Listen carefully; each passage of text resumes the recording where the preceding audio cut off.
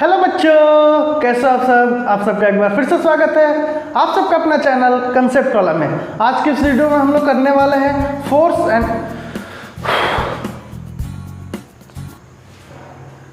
Hello बच्चों, कैसे आप सबका एक बार फिर से स्वागत है आप सबका अपना चैनल कंसेप्ट वाला में। आज के इस वीडियो में हम लोग करने वाले हैं force and laws of motion का part 2 of NCERT exercise. Part 1 हम लोग ऑलरेडी कर चुके हैं, जिसका वीडियो का लिंक आपको डिस्क्रिप्शन बॉक्स में मिल जाएगा। उस पार्ट में हम लोग 1 to 10 तक क्वेश्चन किए थे, तो आज हम लोग क्वेश्चन नंबर 11 से करने वाले हैं। तो चलिए आज का हम लोग वीडियो शुरू करते हैं। क्वेश्चन 11 क्या बोल रहा है, 2 object each of mass 1.5 kg are moving in the same straight line but in opposite direction. यानी क्वेश्चन नंबर 11 ये बोल रहा है कि दो मास हैं, एक मास को अगर हम लोग m1 मानते हैं, दूसरे को m2 मानते हैं, दोनों सेम लाइन में मूव कर रहे हैं, लेकिन डायरेक्शन दोनों का क्या है, ऑपोजिट है। यानी कि एक अगर इधर जा रहा होगा तो दूसरा किधर आ रहा होगा, इधर आ रहा होगा। क्लियर है। फिर बोल रहा है the velocity of each object is 2.5 metre per second. Mass दोनों का क्या था, मास दोनों का था 1.5 kg दोनों का, और वेलोसिटी भी दोनों का क्या है, सेम। तो इसका वेलोसिटी क्या मानेंगे, 2.5 मीटर पर सेकेंड। अब यहाँ पर सोचने वाली बात यह है कि अगर इधर वाले डायरेक्शन को हम लोग पॉजिटिव कंसीडर किए हैं, देखिए ये इधर जा रहा है, वो ऑब्जेक्ट इधर आ रहा है। अगर इधर वाले डायरेक्शन को हम लोग पॉजिटिव कंसीडर किए हैं और हमें पता है वेलोसिटी कैसा क्वांटिटी है, वेक्टर क्वांटिटी, यहाँ पे डायरेक्शन का रोल होगा। यानी कि इधर वाले डायरेक्शन को अगर पॉजिटिव कंसीडर कर रहे हैं तो वाला डायरेक्शन क्या हो जाएगा, नेगेटिव। यानी इसकी वेलोसिटी हम लोग क्या ले लेंगे, u2 equal to minus of 2.5 metre per second. Clear है, आया समझ में यहाँ तक। फिर आगे बोल रहा है before collision during which they stick together. ठीक है, आफ्टर मतलब जब ये मूव कर रहे थे तो एक समय आने के बाद ये दोनों क्या हो गए, दोनों स्टिक कर गए एक साथ, दोनों क्या कर गए, स्टिक कर गए एक साथ। क्लियर है। What will the velocity of the combined object after collision. मतलब ये जब स्टिक करेंगे तो कोलाइजन होगा, और कोलाइजन के बाद जब स्टिक कर चुके हैं तो दोनों किस वेलोसिटी से मूव करेंगे, तो दोनों एक सिंगल बॉडी की तरह हो जाएंगे। और दोनों अगर सिंगल बॉडी की तरह हो जाएंगे तो ये किसी वेलोसिटी भी से मूव करेंगे। करेंगे नहीं करेंगे, ये केस हम लोग पढ़े थे नहीं पढ़े थे ना, कि अगर दो ऑब्जेक्ट आकर टकराता है और स्टिक कर जाता है तो वो एक बॉडी बन जाता है, और उस बॉडी का जो मास होता है वो कितना हो जाता है, m1 प्लस m2 के बराबर हो जाता है। अब हम लोग को क्या यूज़ करना है, कोलाइजन का बात करेगा तो हमें किसका यूज़ करना है, कंजर्वेशन ऑफ मोमेंटम का। तो यहाँ पे लिखेंगे according to conservation of momentum, initial momentum का सम कितना होगा, m1 u1 plus m2 u2, हो गया नहीं होगा, is equal to final momentum. तो फाइनल मोमेंटम यानी m1 प्लस m2 इंटू दोनों का वेलोसिटी क्या है, v। आ रहा है समझ में यहाँ तक। अब m1 कितना है 1.5, u1 कितना है 2.5 प्लस m2 कितना है 1.5, और u2 कितना है minus of 2.5 is equal to m1 plus m2 यानी 1.5 प्लस 1.5 इंटू v। अब देखिए ये क्वांटिटी प्लस है और ये प्लस माइनस माइनस, और दोनों का मैग्नीट्यूड सेम है, एक प्लस और एक माइनस, तो दोनों क्या हो जाएंगे, खत्म हो जाएंगे। तो इनका आ जाएगा रिजल्टेंट 0, यानी 1.5 प्लस 1.5 3v, यानी यहाँ से आ जाएगा v equal to 0/3। It implies v equal to 0 metre per second. यानी कि जब दोनों एक ही स्ट्रेट लाइन में मूव करेंगे, जब वो स्टिक करेंगे तो उसके बाद वो कहाँ आ जाएंगे, रेस्ट पे आ जाएंगे। मतलब उनके पास कोई वेलोसिटी नहीं होगा, वो वहीं पे क्या हो जाएंगे, स्टॉप हो जाएंगे। आ रहा समझ में, क्लियर है ये बात। जब वो दोनों स्टिक करेंगे तो उनकी वेलोसिटी कितनी हो जाएगी, 0 यानी कि वो मूव नहीं करेंगे, यानी वहीं पे वो क्या हो जाएंगे, स्टिक हो जाएंगे। क्लियर है, आया समझ में पहला क्वेश्चन। चलिए क्वेश्चन नंबर 12 है। क्वेश्चन नंबर 12 क्या बोल रहा है, according to third law of motion when we push on an object the object pushes back on us with an equal and opposite force. Third law of motion यही बोलता था। फिर बोल रहा है if the object is a massive truck parked along the road side it will probably not move. A student justifies this by answering that the opposite and equal forces cancel each other. Comment on this logic and explain why the truck does not move. तो एक truck है, अब truck का मास huge है। अब उसका मास अगर huge है तो वहाँ पे जो फ्रिक्शन लग रहा होगा वो बहुत ज़्यादा लग रहा होगा, और बहुत ज़्यादा यानी स्टैटिक फ्रिक्शन जो यहाँ पे सरफेस है, अभी रेस्ट पे है ना, तो जब ऑब्जेक्ट रेस्ट पे होता है तो कौन सा फ्रिक्शन लगता है, स्टैटिक फ्रिक्शन।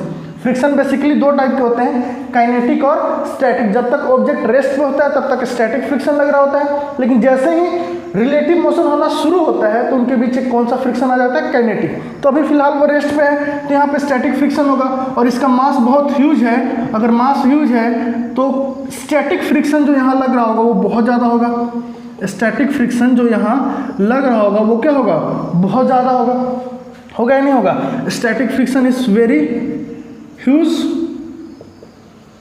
क्लियर है, बहुत ज़्यादा होगा। क्यों, क्योंकि मास बहुत ज़्यादा है। अब फ्रिक्शन जो होता है वो होता है म्यू इंटू एन, और एन क्या होता है, तो एन होता है नॉर्मल फोर्स। तो जैसे ये एम हो, हमें पता है एक फोर्स होता है ग्रेविटेशनल फोर्स जो नीचे की तरफ लगता है, वो होता है मास इंटू एक्सेलरेशन, और नीचे की तरफ एक्सेलरेशन जी लगता है। तो इस फोर्स को बैलेंस आउट करने के लिए सरफेस से ऊपर की तरफ फोर्स लगाता है, इस फोर्स को हम लोग बोलते हैं नॉर्मल। क्लियर है, नॉर्मल फोर्स हमेशा सरफेस से क्या लगता है, परपेंडिकुलर, ये नीचे की तरफ mg और ऊपर की तरफ नॉर्मल। तो नॉर्मल की वैल्यू कितनी हो जाएगी, mg, यानी F इक्वल टू क्या हो जाएगा, म्यू mg। यहाँ पे n किसके बराबर है, n mg के बराबर है या नहीं है, नीचे की तरफ mg ऊपर की तरफ n, दोनों फोर्स बराबर है, तो n इक्वल टू क्या हो जाएगा, mg। तो अब ये जो फ्रिक्शन फोर्स है वो किस पे डिपेंड कर रहा है, m पे डिपेंड कर रहा है, नहीं कर रहा है, कर रहा है। ये जो फ्रिक्शन फोर्स है वो किस पे डिपेंड किया, m पे। m बहुत ज़्यादा है तो फ्रिक्शन फोर्स बहुत ज़्यादा होगा, तो यहाँ पे फ्रिक्शन फोर्स बहुत ज़्यादा होगा। अगर कोई इंसान इसको पुश कर रहा होगा तो जितना वो फोर्स लगा रहा होगा उतना फोर्स को बैलेंस आउट कर रहा होगा कौन, फ्रिक्शन फोर्स, उतना ही फोर्स को वो क्या कर रहा होगा, बैलेंस आउट कर रहा होगा। क्लियर है, ये फोर्स जो बच्चा लगा रहा है और उस फोर्स को बैलेंस कौन कर रहा है, वहाँ का जो फ्रिक्शन फोर्स है। तो ऐसा समझ में क्यों नहीं हो पा रहा है, क्योंकि यहाँ पे जो स्टैटिक फ्रिक्शन है वो बहुत ज़्यादा है, उतना फोर्स हम लोग नहीं लगा पा रहे हैं कि वो मूव कर पाए, और जितना फोर्स हम लगा रहे हैं उस फोर्स को कौन बैलेंस आउट कर रहा है, फ्रिक्शन फोर्स। क्लियर है, अगर हम लोग यहाँ से 200 न्यूटन लगा रहे हैं तो फ्रिक्शन फोर्स भी 200 न्यूटन ऑपोजिट डायरेक्शन में लगा के उसको क्या करेगा, बैलेंस आउट कर लेगा। ऐसा समझ में नहीं है, आसान है, क्लियर है ये चीज़। चलिए नेक्स्ट क्वेश्चन नंबर 13 है। क्वेश्चन नंबर 13 क्या बोल रहा है, a hockey ball of mass 200 ग्राम, एक हॉकी बॉल है जिसकी मास कितनी दे रखी है, 200 ग्राम। 200 ग्राम यानी कि 0.2 kg। हम लोग को यूनिट हमेशा किस में लिखना होता है, स्टैंडर्ड यूनिट में जब गिवन लिखते हैं। इस बात को आप लोग को याद होगा, ये बात मैं हमेशा बोलता आ रहा हूँ। फिर बोल रहा है is travelling at 10 metre per second, यानी उसकी इनिशियल वेलोसिटी कितनी है, 10 metre per second, struck by a hockey stick so as to return it along its original path. अब सिचुएशन को समझना है, क्या एक बॉल है, ये बॉल इधर से आ रहा है, उधर से इधर की तरफ आ रहा है, एक हॉकी प्लेयर है यहाँ पे हॉकी लेकर के खड़ा है। क्लियर है, जैसे ही बॉल आया हॉकी स्टिक से उसको मारा तो वो अपने वापस अपने डायरेक्शन में, जिस पाथ से वो आ रहा था उसी पाथ में वो क्या करने लगा, जाने लगा। तो ये किधर जा रहा होगा, इधर। तो जाने वक्त का वेलोसिटी कितना बोला है, along its original path with a velocity of 5 metre per second. तो उधर से आ रहा था कितना, 10 मीटर पर सेकेंड से, अब जाने कितने लगा होगा, 5 मीटर पर सेकेंड से। तो 5 मीटर पर सेकेंड से वो जा रहा होगा, 10 मीटर पर सेकेंड से आ रहा होगा। यानी जो फाइनल वेलोसिटी की अगर हम लोग बात करें तो फाइनल वेलोसिटी उसकी कितनी हो जाएगी। तो हम लोग इस वाले डायरेक्शन को पॉजिटिव कंसीडर किए हैं, तो जाने वाले डायरेक्शन को किस क्या कंसीडर करना होगा, नेगेटिव। फिर से वही बात, ये वेलोसिटी कैसा क्वांटिटी है, वेक्टर क्वांटिटी। वेक्टर क्वांटिटी में डायरेक्शन का रोल होगा। ये क्वेश्चन बस इसी वजह से दे रहा है कि डायरेक्शन लोग दिमाग में ला पा रहे हैं या नहीं ला पा रहे हैं। हम लोग लाएंगे क्यों, क्योंकि हमें पता है वेलोसिटी कैसा क्वांटिटी है, वेक्टर क्वांटिटी। तो यहाँ पर डायरेक्शन का रोल होगा। अब इधर वाले डायरेक्शन को पॉजिटिव कंसीडर कर रहे हैं तो ये वाले डायरेक्शन को हम लोग क्या कंसीडर करेंगे, नेगेटिव, यानी क्या हो जाएगा, -5 मीटर पर सेकेंड। आगे क्या बोल रहा है, calculate the magnitude of change of momentum occurred in the motion. हमें क्या निकालना है, चेंज ऑफ मोमेंटम। अब चेंज ऑफ मोमेंटम क्या होगा, P final minus P initial, ये होता है ना। फाइनल मोमेंटम निकालना होगा तो mass into final velocity, initial निकालना होगा तो मास इंटू इनिशियल वेलोसिटी। तो ये कितना होगा, मास कितना है 0.2, फाइनल वेलोसिटी कितना है -5, माइनस ये कितना है 0.2 और इनिशियल वेलोसिटी कितना है 10। तो ये कितना हो जाएगा -1 और वो कितना हो जाएगा -2, यानी कि -3 kg मीटर पर सेकेंड। यानी चेंज इन मोमेंटम कितना आया, -3 kg मीटर पर सेकेंड। हमें यहाँ पे मैग्नीट्यूड का बात किया तो मैग्नीट्यूड कितना हो जाएगा, मैग्नीट्यूड का बात करेंगे तो मैग्नीट्यूड कितना हो जाएगा इसका 3 kg/s। यहाँ पे डायरेक्शन की बात नहीं है, नेगेटिव पॉजिटिव क्या बताता है डायरेक्शन, तो वो सिर्फ मैग्नीट्यूड का बात किया, तो मैग्नीट्यूड कितना हो जाएगा 3 kg/s। आया समझ में, क्लियर है, बहुत आसान है। चेंज इन मोमेंटम पता है, final momentum minus initial momentum. Direction का आप लोग बस ख्याल रखिएगा, क्वेश्चन को ध्यान से पढ़ना है, डायरेक्शन के लिए क्वेश्चन को ध्यान से पढ़ना है, क्लियर है। क्वेश्चन में ही वो लाइन छिपा होता है जिससे हमें डायरेक्शन का पता चलता है, क्लियर है। चलिए नेक्स्ट क्वेश्चन नंबर 14 है। क्वेश्चन नंबर 14 क्या बोल रहा है, अ बुलेट ऑफ मास 10 ग्राम, यानी मास ऑफ बुलेट दे रखा है कितना 10 ग्राम, तो ग्राम को केजी में चेंज कर लेंगे तो 0.01 kg, क्लियर है। Travelling horizontally with a velocity of 150 metre per second, यानी उसकी इनिशियल वेलोसिटी कितना है 150 metre per second. Strikes stationary wooden block, एक स्टेशनरी वुडन ब्लॉक है, उसको आकर के ये बुलेट है और आकर के इसको टकराया और टकरा के आके क्या, ये स्टेशनरी यानी इसकी इनिशियल वेलोसिटी कितनी है 0 है, क्लियर है। Wooden block and comes to rest in 0.03 second, यानी इसकी फाइनल वेलोसिटी कितनी हो जा रही है 0, रेस्ट पे आ जा रहा है ना। जो बुलेट है वो कहाँ पे आ गया रेस्ट पे, यानी उसकी फाइनल वेलोसिटी कितनी हो गई 0, और इसके लिए टाइम कितना लगा है 0.03 सेकेंड, क्लियर है। Calculate the distance of penetration, यानी हमें एस निकालना है कि वो कितना अंदर तक जाएगा, ये वाला डिस्टेंस निकालना है, कहाँ तक वो बुलेट अंदर गया हुआ है। And also calculate the magnitude of force, यानी हमें फोर्स का मैग्नीट्यूड भी निकालना है। Exerted by the wooden block on the bullet, wooden block के द्वारा बुलेट पे जो फोर्स लग रहा होगा उस फोर्स को भी हमें क्या करना है निकालना है। तो हमें हमारे पास यू है, भी है, टी है, एस चाहिए, हमें क्या चाहिए एस। तो हमें पता है एस यानी डिस्प्लेसमेंट, डिस्प्लेसमेंट कहाँ से मिलने वाला है इक्वेशंस ऑफ मोशन से। तो यहाँ पे डायरेक्ट कोई इक्वेशन ऑफ मोशन नहीं यूज होने वाला है, यहाँ पे पहले क्या यूज करेंगे v equal to u plus a t. V कितना है 0, यू कितना है 150 प्लस ए इंटू टी कितना है 0.03, ये इधर आएगा तो -150 इज इक्वल टू 0.03 ए, तो ए इक्वल टू कितना आ जाएगा 150 by 0.03। It implies a equal to 3 को ऊपर ले, सॉरी इस 0 को इधर लाएंगे, डेसिमल को इधर लेके जाएंगे तो 2 0 ऊपर आ जाएगा और ये हो जाएगा 3 5 जा और 3 0, यानी ए इक्वल टू हमारा कितना आ गया -5000 मीटर पर सेकेंड स्क्वायर। अब ए आ गया तब हमारा एस निकल सकता है, अब एस निकालना होगा तब क्या करना होगा हमें, तो s equal to u t plus half a t square. U कितना है 150, टी कितना है 0.03 प्लस हाफ, ए कितना है -5000 और टी स्क्वायर यानी 0.03 का स्क्वायर। इसको मल्टीप्लाई करेंगे तो 1.5 हो जाएगा तो 3, तो 4.5, 1.5 इंटू 3 कितना हो जाएगा 4.5 प्लस हाफ इंटू -5000 इंटू उसका स्क्वायर करेंगे तो 0.0093 का स्क्वायर 9 है, 2 का डेसिमल है तो 4 प्लेस आ जाएगा डेसिमल के बाद। अब आ जाएगा 4.5 प्लस हाफ और ये 3 0 हटाएंगे तो 3 प्लेस इधर आएगा तो 0.9 बच जाएगा और ये क्या बच जाएगा -5 और वो बच जाएगा 0.9, क्लियर है। अब ये 9 5 जा कितना हो जाएगा 45 यानी 4.5 प्लस माइनस -1/2 और वो कितना हो जाएगा -4.5। एलसीएम लेंगे तो 4.5 इंटू 2 हो जाएगा 9 -4.5 तो आ जाएगा 4.5/2 मीटर, यानी कि वो कितना अंदर तक जाएगा 4.5 मीटर, यानी उसका डिस्प्लेसमेंट यानी पेनिट्रेशन डेप्थ कितना होगा 4.5/2 मीटर। सिंपल है, डिस्प्लेसमेंट चाहिए था हमें, इक्वेशंस ऑफ मोशन का यूज करना था, इनिशियल वेलोसिटी पता था, फाइनली रेस्ट पे आ रहा है, फाइनल वेलोसिटी भी पता है और टाइम हमें दे रखा था, तो इक्वेशन ऑफ मोशन यूज करके हमें निकाल लेना था।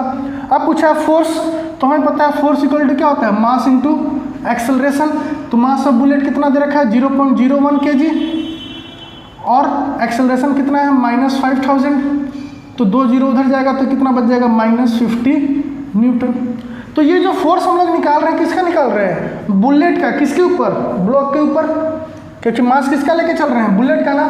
तो ये कौन सा है, ये फोर्स कौन सा है बुलेट ऑन ब्लॉक। लेकिन क्वेश्चन पूछा क्या हमसे force of block on bullet, तो हमें पता है थर्ड लॉ ऑफ मोशन क्या क्या बोलता था, every action is equal and opposite reaction, यानी अगर ये -50 लगा रहा होगा तो वो भी लगा रहा होगा सेम अमाउंट ऑफ फोर्स, लेकिन डायरेक्शन क्या होगा, ऑपोजिट, तो ये नेगेटिव है तो वो कितना हो जाएगा 50 न्यूटन। क्लियर है, कोई दिक्कत आया समझ में, आसान था। चलिए नेक्स्ट क्वेश्चन नंबर 15 है। क्वेश्चन नंबर 15 क्या बोल रहा है, an object of mass 1 kg, mass of object कितना दे रखा है 1 kg, travelling in a straight line with velocity of 10 metre per second, यानी उसकी इनिशियल वेलोसिटी कितनी है 10 metre per second, collides and stick to a stationary wooden block of mass 5 kg। Situation समझते हैं कि स्टेशनरी वुडन ब्लॉक है, एक मास है, इसका मास दे रखा है कितना 1 kg, और इसकी इनिशियल वेलोसिटी दे रखी है 10 मीटर पर सेकेंड, ये चल के जा रही है और उसको जाके टकराया और इसकी मास दे रखा है कितना 5 kg, और बोल रखा है स्टेशनरी वुडन ब्लॉक, क्या बोल रखा है स्टेशनरी वुडन ब्लॉक, यानी इसकी इनिशियल वेलोसिटी कितनी है 0, स्टेशनरी है यानी कि क्या है उसकी इनिशियल वेलोसिटी 0, तो 0 मीटर पर सेकेंड। क्लियर है। अब बोल रहा है कि उससे जब टकराया तो दोनों क्या हो गए, स्टिक हो गए, दोनों क्या हो गए, ये बिफोर कोलाइजन था, ठीक है। तो आफ्टर क्या हो गया, तो आफ्टर दोनों क्या हो गए, स्टिक कर गए, तो स्टिक कर गए तो अब दोनों एक बॉडी हो जाएगा, दोनों क्या हो जाएगा एक सिंगल बॉडी, और दोनों अगर सिंगल बॉडी होगा तो किसी वेलोसिटी v से मूव करेगा, ऐसा सिचुएशन पड़े है ना, स्टिक यानी चिपकना, तो चिपक गया तो अब दोनों क्या हो गए सिंगल कंबाइंड बॉडी। अब इनका मास लेंगे तो ये कितना हो जाएगा m1 प्लस m2 इंटू कुछ v वेलोसिटी से वो क्या करेंगे मूव करेंगे।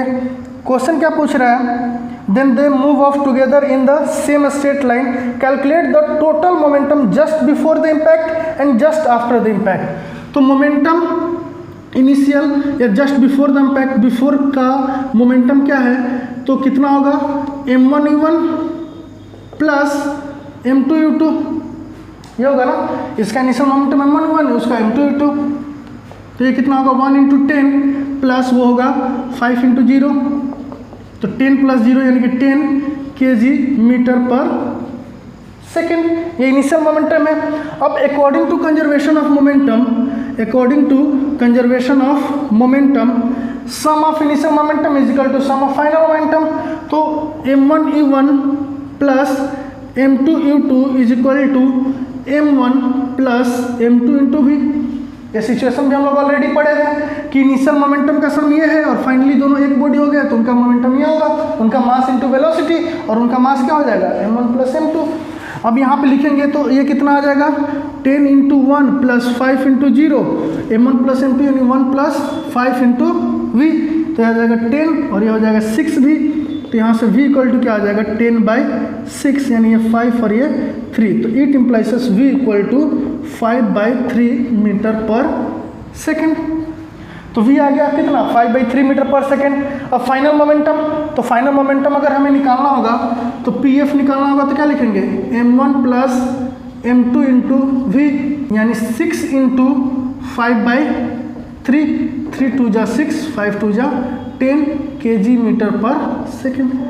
तो ये तो होता ही है ना, इनिशियल मोमेंटम टकराने से पहले का जो सम ऑफ मोमेंटम होता है और टकराने के बाद का मोमेंटम दोनों क्या होता है बराबर होता है, और किस वेलोसिटी से दोनों मूव कर रहे होंगे 5/3 मीटर पर सेकेंड से। क्लियर है समझ में, कोई दिक्कत है। नेक्स्ट है क्वेश्चन नंबर 16। क्वेश्चन नंबर 16 क्या बोल रहा है, an object of mass 100 kg, यानी मास ऑफ ऑब्जेक्ट कितना दे रखा है 100 kg, is accelerated uniformly from a velocity 5 metre per second to 8 metre per second, यानी इनिशियल वेलोसिटी है 5 मीटर पर सेकेंड और फाइनल वेलोसिटी है 8 मीटर पर सेकेंड। क्लियर है। इन 6 सेकेंड, यानी टाइम कितना दे रखा है 6 second. Calculate the initial and final momentum of the object, तो पी निकालना है और पी निकालना है। और क्या पूछ रहा है, and find the magnitude of force, force का क्या निकालना है मैग्नीट्यूड। तो पी निकालना है हमें, तो पी क्या होगा mu, मास कितना है 100, u कितना है 5, तो हो जाएगा 500 kg metre per second. pf निकालना है, pf यानी कि mass into final velocity. Momentum क्या होता है मास इंटू वेलोसिटी, और फाइनल मोमेंटम चाहिए तो मास इंटू फाइनल वेलोसिटी। तो ये कितना हो जाएगा 100 × 8 यानी कि 800 kg मीटर पर सेकेंड।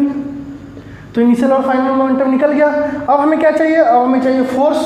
तो फोर्स हम लोग पढ़े थे, डेफिनेशन ऑफ फोर्स क्या होता था, rate of change of momentum. तो change of momentum by time, change of momentum यानी P F minus P I by T. P F कितना है 800, पी आई कितना है 500 और टाइम कितना है 6 यानी कि 300 बाई 6। तो ये कितना हो जाएगा 50 न्यूटन। आसान था, simple. Second law of motion, momentum पता है मास इनटू वेलोसिटी, इनिशियल चाहिए तो इनिशियल वेलोसिटी, फाइनल चाहिए तो फाइनल वेलोसिटी, और फोर्स चाहिए तो कैसे निकलेगा, rate of change of momentum से, final momentum minus initial momentum. Clear है, आ रहा है समझ में। चलिए क्वेश्चन नंबर 17। तो 17 क्वेश्चन क्या बोल रहा है, बोल रहा है Akhtar, Kiran and Rahul were riding in a motor car that was moving with a high velocity on an expressway when an insect hit the windshield and got stuck on the windscreen. Akhtar and Kiran started pondering over the situation. Kiran suggested that the insect suffered a great change in momentum as compared to the change in momentum of motor car because the change in velocity of insect was much more than that of motor car. ये बोला किसने, किरण ने। तो किरण ने क्या बोला कि जो चेंज इन मोमेंटम है किसका, इंसेक्ट का, वो बहुत ज़्यादा है किसके रेस्पेक्ट में, कार के रेस्पेक्ट में। तो क्या ये सिचुएशन सही है, क्या ये बात सही है, उसका कहने का जो स्टेटमेंट है वो सही है। तो हमें पता है मास ऑफ, अगर इंसेक्ट की बात करें हम लोग, किसकी, इंसेक्ट की बात करें, तो उसका इनिशियल मोमेंटम क्या होगा, मास इंटू इनिशियल वेलोसिटी। तो उसके पास कुछ ना कुछ मास है और बहुत तेजी से वो मूव कर रहा होगा, तो इसके पास कुछ ना कुछ इनिशियल मोमेंटम होगा, समथिंग होगा या नहीं होगा। अगर फाइनल मोमेंटम की बात करें तो क्या होगा, विंड स्क्रीन पे जाके स्टक कर गया है, इसकी फाइनल वेलोसिटी 0, तो मास इंटू भी, और ये कितना हो जाएगा 0। तो यहाँ पे चेंज इन मोमेंटम आएगा या नहीं आएगा, आएगा। पी एफ माइनस पी आई करेंगे तो मोमेंटम में चेंज आएगा। स्टार्टिंग में उसके पास बहुत ज़्यादा मोमेंटम था और फाइनली उसकी मोमेंटम बहुत कम हो गया, हुआ या नहीं हुआ, हुआ। अब कार की बात करें तो कार के मोमेंटम में कोई चेंज आएगा क्या, डेल्टा पी करेंगे तो पी एफ माइनस पी आई, तो उसका मास बहुत ज़्यादा है और इस वजह से उसके वेलोसिटी में कोई चेंज नहीं आता है। जैसे जब किसी बाइक में या किसी कार में अगर कोई इंसेक्ट आके टकराता है तो क्या उसके स्पीड में कोई चेंज आता है, नहीं, ना ही उसके किसी मास में चेंज आएगा, क्योंकि मास ऑफ इंसेक्ट जो होगा वो बहुत क्या होगा, नेग्लिजिबल होगा। कोई बड़ा ऑब्जेक्ट होता तो मास चेंज होता, वो तो बहुत छोटा ऑब्जेक्ट है, नेग्लिजिबल मास है, तो उसके मास में भी चेंज नहीं आएगा, ना ही वेलोसिटी में। तो यहाँ पे डेल्टा पी क्या आएगा, 0। तो कार के रिस्पेक्ट में इंसेक्ट का मोमेंटम में चेंज बहुत ज़्यादा है। रीज़न क्या है कि उसका वेलोसिटी क्या है, बहुत ज़्यादा है। इसका वेलोसिटी में चेंज क्या हो रहा है, बहुत ज़्यादा। पहले वो 100 मीटर पर सेकेंड से आ रहा होगा, फाइनल वेलोसिटी क्या हो गया उसका, 0। तो वहाँ पे चेंज इन वेलोसिटी 0 हो रहा है, यहाँ पे चेंज इन वेलोसिटी बहुत ज़्यादा है। तो उसका दोनों सिचुएशन क्या है, सही है। तो किरण का जो सिचुएशन था वो क्या था, ट्रू था। किरण का सिचुएशन क्या था, ट्रू। फिर कौन आया सेकंड में Akhtar said that since motor car was moving with larger velocity, it exerted a larger force on the insect. As a result, the insect died. तो अख्तर बोलता है कि कार बहुत तेज़ी से मूव कर रहा था, उसके पास मास भी बहुत ज़्यादा था, तो वहाँ पे जो फोर्स लगाया है इंसेक्ट पे बहुत ज़्यादा है, इस वजह से वो मर गया। बेसिकली इंसेक्ट का चेंज इन मोमेंटम बहुत ज़्यादा है टाइम के साथ, तो वो बहुत ज़्यादा फोर्स लगाया होगा, और according to third law of motion उतना ही फोर्स कार भी उसके ऊपर लगाया होगा, तो वो फोर्स वो बियर नहीं कर पाया, इस वजह से वो मर गया होगा। यानी इसका भी सिचुएशन क्या है, ट्रू। यानी अख्तर भी जो बात बोला है वो क्या है, ट्रू। ये कहाँ से आ रहा है, थर्ड लॉ ऑफ मोशन से हम लोग थर्ड लॉ ऑफ मोशन बोल सकते हैं, या सेकेंड लॉ भी बात कर सकते हैं। दोनों लोग का यहाँ पे एप्लीकेशन हो रहा है। तीसरा सिचुएशन कौन है, तो तीसरे सिचुएशन में है राहुल क्या बोल रहा है, राहुल बोल रहा है entirely new explanation said that both the motor car and the insect experience the same force. Motor car और इंसेक्ट दोनों सेम फोर्स लगाए। क्लियर है, थर्ड लॉ ऑफ मोशन पहला, इसका पहला सिचुएशन ट्रू है। थर्ड लॉ ऑफ मोशन यही बोलता है ना, थर्ड लॉ ऑफ मोशन कि every action is equal and opposite reaction. जितना फोर्स इंसेक्ट लगाया होगा उतना ही फोर्स कार भी लगाया होगा। और क्या बोल रहा है, experience the same force and change in their momentum. लेकिन यहाँ पे मोमेंटम में कोई चेंज नहीं होगा। सेकेंड जो सिचुएशन इसका क्या है, फॉल्स है। रीजन क्या है, क्योंकि ये कंजर्वेशन ऑफ मोमेंटम को क्या कर रहा है, वायोलेट कर रहा है। क्या कर रहा है, वायोलेट कर रहा है, नहीं कर रहा है। कंजर्वेशन ऑफ मोमेंटम क्या बोलता था, sum of initial momentum is equal to sum of final momentum, लेकिन ये बोल रहा है चेंज होगा। ऐसा तो होता नहीं है, मोमेंटम का चेंज नहीं होगा कोलाइजन के बाद, कोलाइजन के पहले, और लेकिन ये बोल रहा है कि चेंज होगा। तो ये सेकंड वाला जो इसका स्टेटमेंट है वो क्या है, गलत है। बाकी सारे स्टेटमेंट जस्टिफाइड हो रहे हैं। आया समझ में, क्लियर है पूरा सिचुएशन, कोई दिक्कत इसमें। चलिए नेक्स्ट क्वेश्चन नंबर 18 है। 18 क्वेश्चन क्या बोल रहा है, how much momentum will a dumbbell of mass 10 kg, mass कितना दे रखा है 10 kg, transfer to the floor if it falls from height, यानी डिस्टेंस दे रखा है 80 सेंटीमीटर यानी 0.8 metre, take it downward acceleration 10 metre, यानी एक्सेलरेशन कितना दे रखा है 10 मीटर पर सेकेंड। अब डंबल को क्या किया जा रहा है, फॉल कर रहा है एक हाइट से, यानी उसकी इनिशियल वेलोसिटी कितनी हो जाएगी 0 मीटर पर सेकेंड। उसको फेंका नहीं गया है, वो क्या हो रहा है, गिर रहा है, फॉल कर रहा है, गिर रहा है, तो उसकी इनिशियल वेलोसिटी क्या होगी 0। हमें फाइनल वेलोसिटी चाहिए, क्योंकि क्या पूछ रहा है वो, चेंज इन मोमेंटम। तो मोमेंटम बिना वेलोसिटी का हम लोग पता नहीं कर सकते हैं, तो मोमेंटम पता करना है तो वेलोसिटी चाहिए। अब हमें पता है यू पता है, ए पता है, एस पता है, भी चाहिए। किसका यूज़ करना है हमें, इक्वेशन ऑफ मोशन। और इक्वेशन ऑफ मोशन यहाँ पे कौन सा यूज होगा, v square minus u square equal to 2a s. V square चाहिए, यू स्क्वायर क्या है 0, 2 ए कितना है 10 और एस कितना है 0.8, तो ये 0.8 इंटू 10 8 टू जा 16, तो वी स्क्वायर इक्वल टू 16, तो वी इक्वल टू आ जाएगा 4 मीटर पर सेकेंड, यानी वी आपका आ गया 4 मीटर पर सेकेंड। क्वेश्चन में पूछा है momentum, how much momentum, change कितना हो गया, how much momentum will the dumbbell transfer, तो फाइनल मोमेंटम, इनिशियल मोमेंटम उसकी कितनी हो जाएगी m इंटू यू, मास कितना है उसका 10 और यू उसकी 0 है, यानी कि 0 kg मीटर पर सेकेंड था। इनिशियल मोमेंटम उसका क्या था 0। फाइनल मोमेंटम देखते हैं, तो final momentum mass into final velocity, तो मास कितना होगा 10 और फाइनल वेलोसिटी 4, तो 40 kg मीटर पर सेकेंड। तो कितना चेंज किया, तो चेंज कितना हुआ 40 माइनस 0 यानी कि 40 kg मीटर पर सेकेंड। तो कितना मोमेंटम ट्रांसफर हुआ होगा 40 kg metre per second. Clear है, हमें क्या करना था, हमें फाइनल वेलोसिटी निकालना था, क्योंकि मोमेंटम ट्रांसफर पूछा था। इनिशियली तो वो 0 पे था, रेस्ट पे था ना, वो नीचे गिरा होगा तो कुछ ना कुछ उसको मोमेंटम आया होगा, नीचे गिर रहा तो स्पीड आ रहा है ना उसके पास, उस स्पीड की वजह से मोमेंटम कितना ट्रांसफर किया होगा, तो इनिशियली उसकी मोमेंटम 0 थी, फाइनली मोमेंटम 40 हो गई, तो ट्रांसफर कितना किया 40 माइनस 0 यानी कि 40 kg metre per second. Clear है, तो ये हम लोग का लास्ट क्वेश्चन था। होप आप लोग को वीडियो समझ में आया होगा। अगर वीडियो पसंद आया होगा तो वीडियो को लाइक कीजिएगा, चैनल को सब्सक्राइब कीजिएगा, बेल आइकन को प्रेस कीजिएगा, ताकि मेरा आगे आने वाले हर वीडियो का नोटिफिकेशन आपको मिलता रहे। Thank you.